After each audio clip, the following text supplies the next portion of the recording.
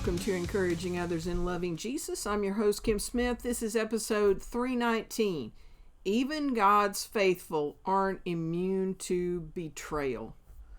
Betrayal has to be one of the words in the English language that there is no way to reframe. There are a lot of words that they have a negative connotation, but you can either look at a different definition or you can try to look at it in another maybe perspective, and you might be able to find some good. But the word betrayal is not one of them. As I say that word, I'm going to automatically just ask you the weekly engagement feature question. When have you experienced betrayal? And you may have somebody who comes to mind immediately. It may be because it was such a huge life-changing betrayal that literally turned your life story. Or it may be so prevalent or so pressing in your head because it just happened. Like literally you thought you could trust this person, and within the last week or two you find out that that's not the case. All of us experience betrayal, and oftentimes in the midst of all the hurt and pain that betrayal creates in our lives, there is also this thought, and I understand why, I get it, but this, I should have seen it coming. I should have known. I should have better protected myself. I should have, and that just adds to the pain. And some of those should haves are very good and healthy because they help us better prepare for our next interactions with any human being, because any of us, any of us can be guilty of betrayal. And if we think that we can't, well, how about we take the Bible verse that talks about, it's in one of the Corinthian letters, can't remember which one, but it's the whole idea that if you think that you are standing steady and you couldn't possibly go down, beware, because it's probably coming at you. I think it's 2 Corinthians, somewhere probably around 10. But every one of us are prone to fall into temptation, and one of those temptations would be to betray others. When you think about betrayal and you think about the personal aspects, then I want you to think about betrayal when it happens in a church or a ministry setting. As I've been mentally and emotionally preparing for today, one of the top headlines, so I am recording this in April of 2025, one of the top headlines for the last week has been this headline: ex-church financial secretary accused of embezzling over $570,000.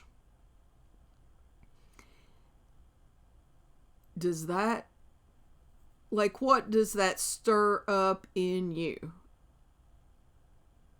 Probably anger. Probably a whole lot of things.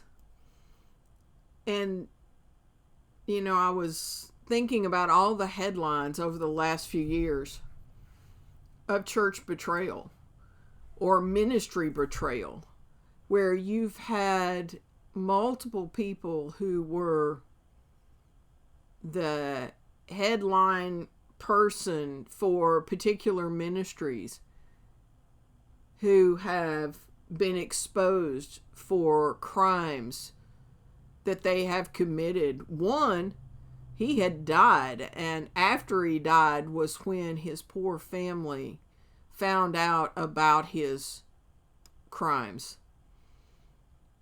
I got another one right up here on the screen. It's one of the hottest topics right now because it's a megachurch pastor. And that one is and will be in the media for quite some time.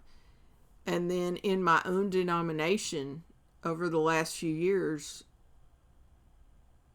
the leadership in the convention has been dealing with a list of alleged abusers. And I sat and read through every name on that list and glanced at what they were accused of doing. Now, some of them have been convicted. It wasn't just accusation. No, they've been convicted of it. Some have spoken out and confessed. And we shake our heads and like we can just get really, really angry. And we can also get really just dumbfounded and want to ask God the question of why in the world would you let this happen in a ministry setting? God, this, instead of drawing people to you, this is causing people to not trust the clergy, to not trust organizations of faith. God, why in the world would you allow this to happen? And I don't think we're going to have that answer this side of heaven. But I want to point you to two biblical accounts of betrayal in the ministry. And one thing that sets both of these accounts apart from you and from me in any sort of situation that we might be in right now is the fact that in both of these cases, the godly person knew that the betrayal was happening. One of them, he knew it was going to happen long before it ever occurred. You can guess which one that is. Not only am I recording in April of 2025, but it happens to be Holy Week. And so you can guess the second of the betrayals, but we've been walking our way through 2 Kings. We've been walking our way through the story of Elisha and many of the miracles that God did through the prophet Elisha. Just incredible how God used him in such a transformative way for so many people. But in the midst of a majority of those stories, you heard me mention a particular servant. Sometimes the servant's name was listed. The servant's name is Gehazi. And sometimes it was just Elisha's servant, but it was just assumed that it was Gehazi. And I kept telling you, I don't like this guy, I don't like this guy. Well, there's a reason I don't like this guy, because I knew this particular set of scripture was coming. So let's set the stage. Where we were last week, we were in the story of Naaman, the commander from Aram or from Syria, whichever you want to call it, who had leprosy and was sent to Israel to go to the prophet to bring a lot of money to pay for healing of his leprosy. And it didn't happen in the way that he wanted it to, and so that's what we talked about last week. Elisha's prescription, so to speak, was not as fancy as Naaman thought it should be, and that just became an issue. And also, Elisha would not accept any of the payment. No, I'm not taking any of that. And so here Naaman is supposed to be headed back to Aram and taking all of this money that he brought, thinking he would need that for his payment. His king had loaded him up to make sure that he got the healing that he needed, the physical healing. But thankfully, he got some spiritual healing in the midst. And so we start with verse 20. And it begins, but Gehazi. So what I just talked about, all that good stuff, the fact that Elisha would refuse to take any of the money, and then we've got the total change in this story, and we go to but Gehazi. So here we go. But Gehazi, the servant of Elisha, the man of God, said to himself, my master should not have let this Aramean get away without accepting any of his gifts. As surely as the Lord lives, I will chase after him and get something from him. So Gehazi set off after Naaman. When Naaman saw Gehazi running after him, he climbed down from the chariot and went to meet him. Is everything all right? Naaman asked. Yes, Gehazi said, but my master has sent me to tell you that two young prophets from the hill country of Ephraim have just arrived. He would like 75 pounds of silver and 2 sets of clothing to give to them. By all means, take twice as much silver, Naaman insisted. He gave him 2 sets of clothing, tied up the money in 2 bags, and sent 2 of his servants to carry the gifts for Gehazi. But when they arrived at the citadel, Gehazi took the gifts from the servants and sent the men back. Then he went and hid the gifts inside the house. And so let's just stop there. So this has all occurred. Naaman is none the wiser because he thinks that Elisha has changed his mind and really wants this. And so he's fine with it. Like, oh yeah, please, oh please, oh please, let me invest in the ministry there. Let me take care of you. Not having any clue. So he was betrayed without having any idea of the lack of character of this Gehazi character. But Elisha was not in the dark. Verse 25. When he went into his master, Elisha asked him, where have you been, Gehazi? I haven't been anywhere, he replied.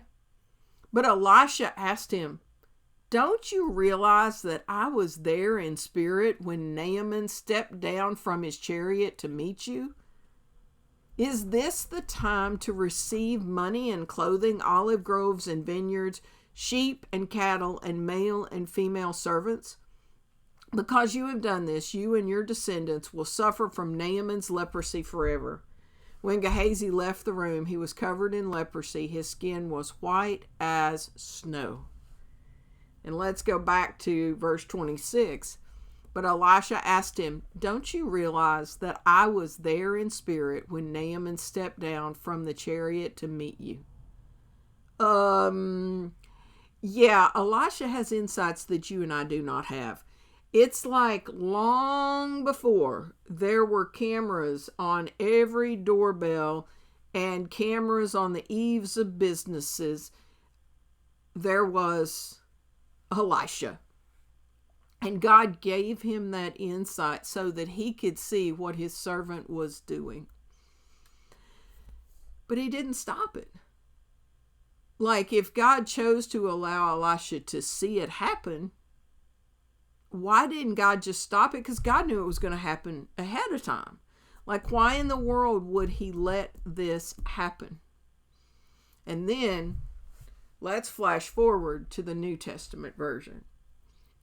So, the betrayal that Elisha experienced with Gehazi, it hurts. He had been traveling with Elisha. He had seen God do incredible miracles through Elisha. He knew that God had supplied their needs in so many miraculous ways. But obviously it did not sink in to Gehazi's heart in any way, shape, or form. Well, just imagine the 3 years. Now, Judas wasn't with Jesus all 3 years, but he was with him a length of time. Traveling with the God of the universe. Going from town to town, seeing Jesus heal. Seeing Jesus provide for possibly 10,000 people, provide a meal. over and over and over and over and over again, Judas saw what Jesus was capable of. And more than the miracles, he saw the compassion that Jesus had. Like, he saw Jesus. He had a bird's eye view that very few people had the chance to experience while Jesus was on earth. But Judas, he struggled.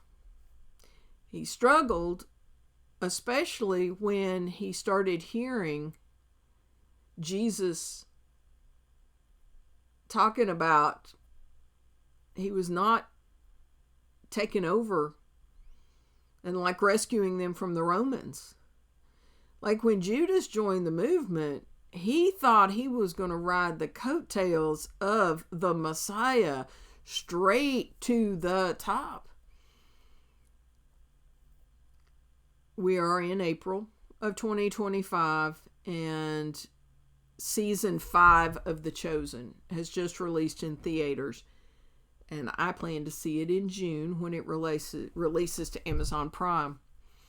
But I know one of the main parts to it that we're going to be seeing is a continuation of Judas, and just seeing the writers of The Chosen, their interpretation of what it might have looked like to see Judas spiral and then make the choices that he did. So I'm going to read just about 6 or 7 scriptures from the Gospel of Luke, just to remind us, just in case you haven't read the story of Judas's betrayal recently, just to remind us of what it, kind of how it came about. And I want you to think about how it would have been for Jesus, because he was not like Elisha in the fact that he was there in spirit to see Gehazi. Jesus knew ahead of time that Judas was going to betray him, and yet he poured into him just as he did the others. Judas did not get Jesus light. Judas got Jesus, King of Kings and Lord of Lords, leading him, guiding him, being there for him. So let's read the scriptures in Luke's account. Luke 22, 3-6. Then Satan entered Judas Iscariot, who was one of the 12 disciples. He went to the leading priests and captains of the temple guard and discussed a plan to betray Jesus to them. They were delighted, and they promised to give him money. So he agreed and began looking for an opportunity to betray Jesus so they could arrest him when the crowds weren't around. Luke 22, 21-23. But here on this table, sitting with me as a friend, is a man who will betray me. For the Son of Man must die, as God has determined. But how terrible it will be for the one who betrays him. The disciples began to ask each other which of them would do such a thing. In Luke 22, 47-48. But even as he spoke, a crowd arrived, led by Judas, one of the 12 disciples. Judas walked over to Jesus to greet him with a kiss. But Jesus said, Judas, would you betray the Son of Man with a kiss? When you think about it, because it just hit me right then and there, that not only did Judas betray Jesus, which we know is the main betrayal. It is the most well-known betrayal ever by a human being. But he betrayed his disciple brothers. He betrayed the women who walked alongside them, that ministered alongside them. He betrayed his family. He betrayed all the confidence that had been placed in him. Do remember that when Jesus sent the disciples out 2 by 2, he didn't leave out Judas and say, well, he's not going to need to know anyway. No, Judas went out. And as we think about the betrayal that Jesus experienced, we know he wasn't only betrayed by Judas. Peter seemed to forget that he was Jesus's good buddy. But Judas was intentional about it. He made a plan. He got him a little money.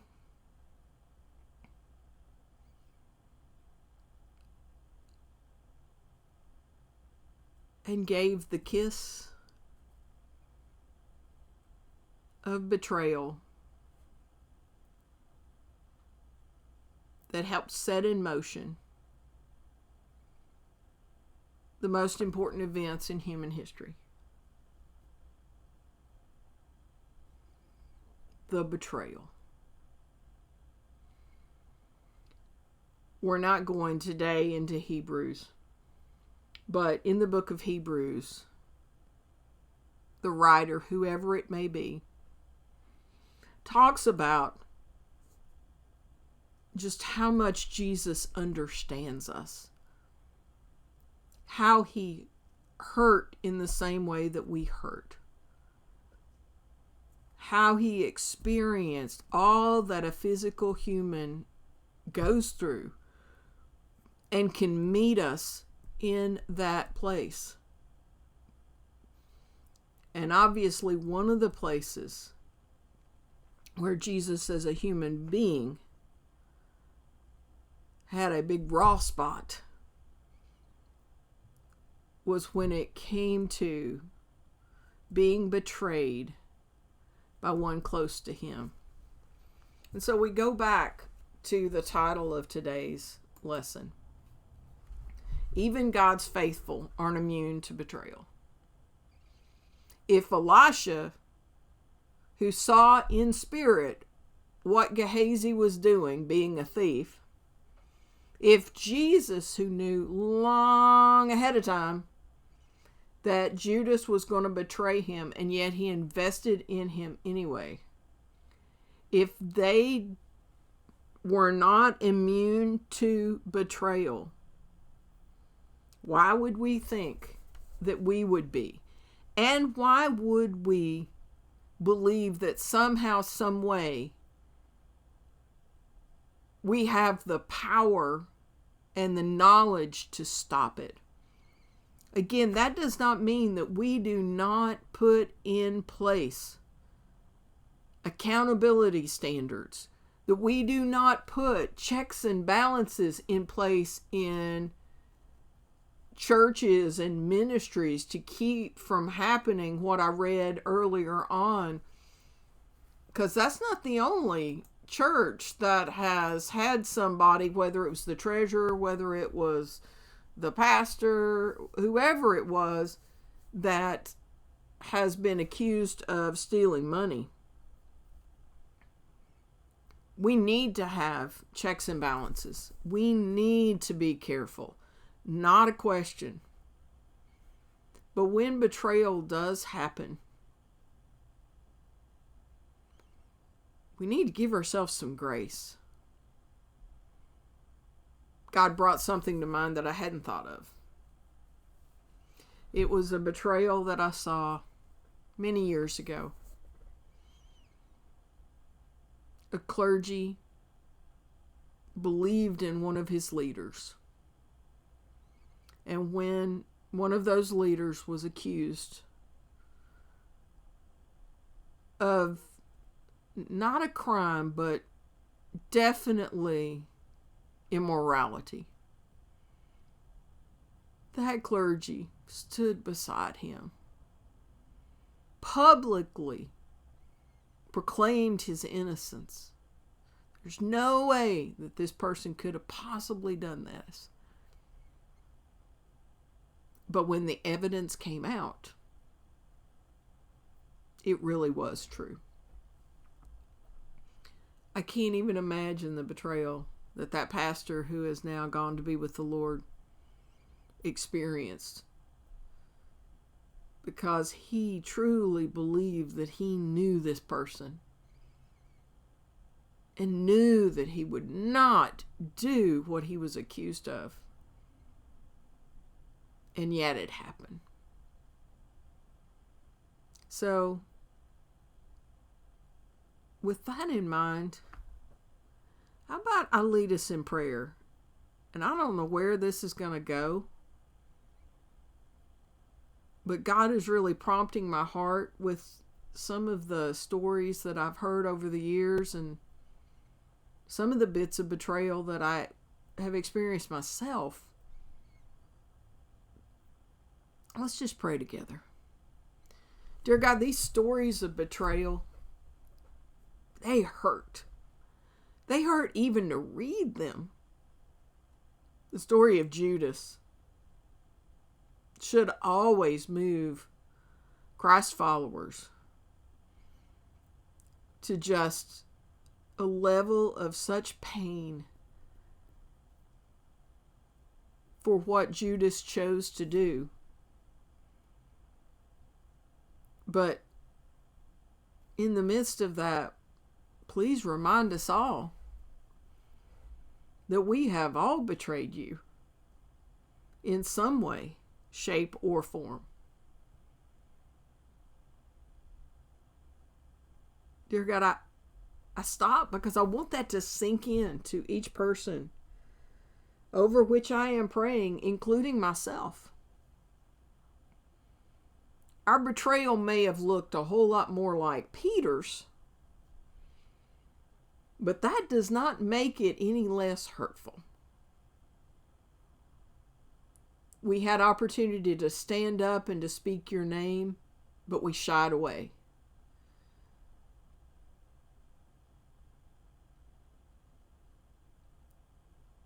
We have chosen to worship the God of self